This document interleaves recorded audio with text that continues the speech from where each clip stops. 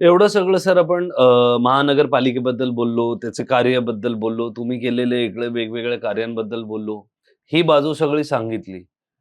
दुसऱ्या बाजूकडे येतो. तो प्रयत्न तुम्ही पण एकदा केला होता. मुंबादेवी या भागातून तुम्ही पण एकदा इलेक्शन कॉन्टेस्ट केलं होतं. तर काय होतं तुमच्याच कडून येऊ द्या तो शॉर्टमध्ये की काय तुम्हाला होतं? सांगतो का केलं ते आणि काय झालं? त्याचं कारण सांगतो तुम्हाला. हं, लोक कायम तक्रार करत असतात.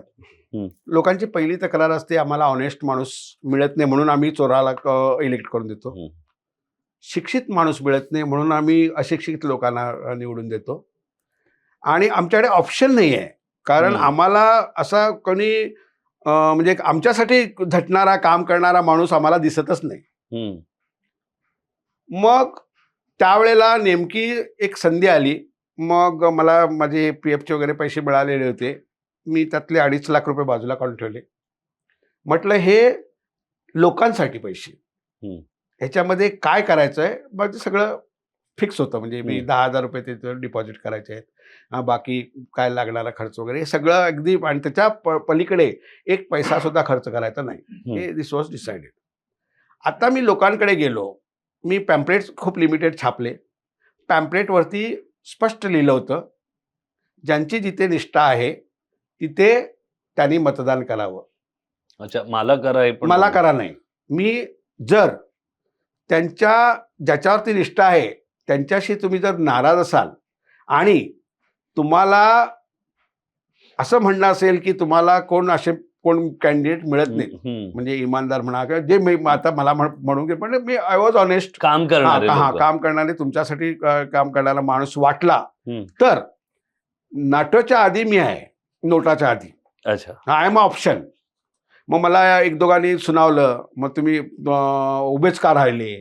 तुम्हाला जर आम्हाला मत द्या म्हणून सांगायला जर तुम्हाला लाज वाटत असेल, तर हं, तुम्ही म्हटलं लाज नाही वाटत. म्हटलं मी नम्र माणूस आहे.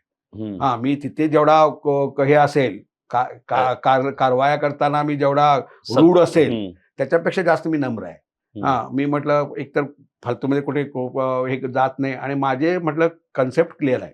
काय करायचं हां. त्याबद्दल. तुम्हाला वाटत असेल की हा माणूस बाबा आपली कामं करू शकतो, हं, तर देअर इज अ ऑप्शन. हं, आणि मी सगळ्याला त्यावेळेला पण सांगितलं की मी ऑप्शन आहे. हं, पण गमतीचा भाग असा असतो ना, मी मगाशी जसं म्हणालो की मत कोण देईल ह्याची कशी गॅरंटी असते.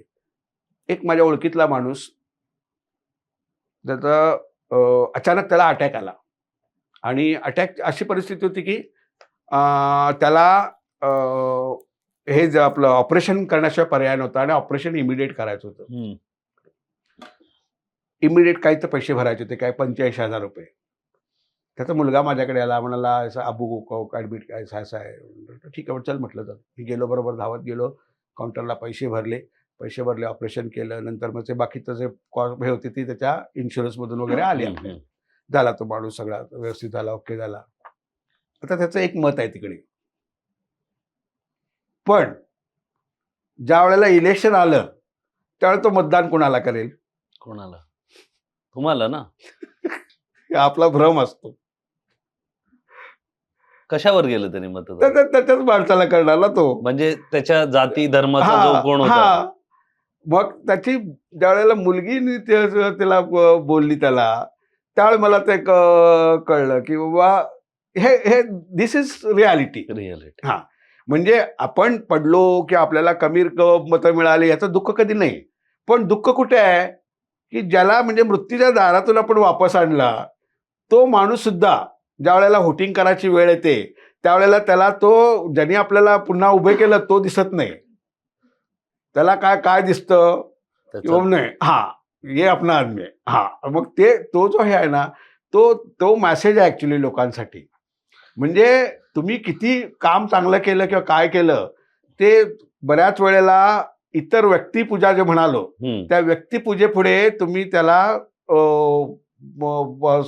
सोयीस्करपणे बाजूला सारता. हं. आणि त्याचंच कारण आहे की चांगली कामं करणारी माणसं चांगली काम करत असून सुद्धा ती या खुर्चीवरती येऊन बसू नाही शकत.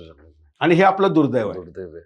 साधारण किती मतं मिळाली होती आठवतंय तर? जस्ट 243 वगैरे असतील. प्रचार नाही केला का कोणी असं नाही, तुम्ही? प्रचार म्हणजे माझं सुरुवातीलाच ठरलं होतं हम्म, की मी उभा आहे एवढं सांगायचं आहे.